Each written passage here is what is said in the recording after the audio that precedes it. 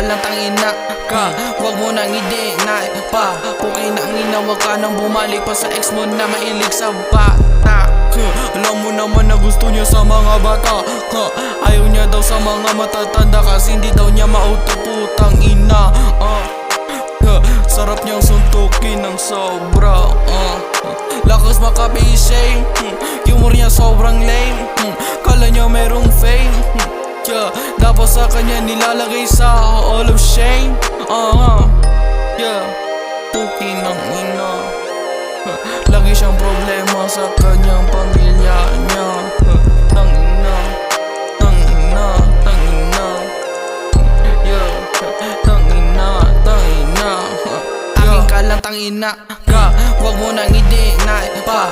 Puki ng ina, wag ka nang bumalik pa sa ex mo na mailig sa bata. Ka lang tangina ka, wag mo nang i-deny pa. Puki ng ina, wag ka nang bumalik pa sa ex mo na mailig sa bata.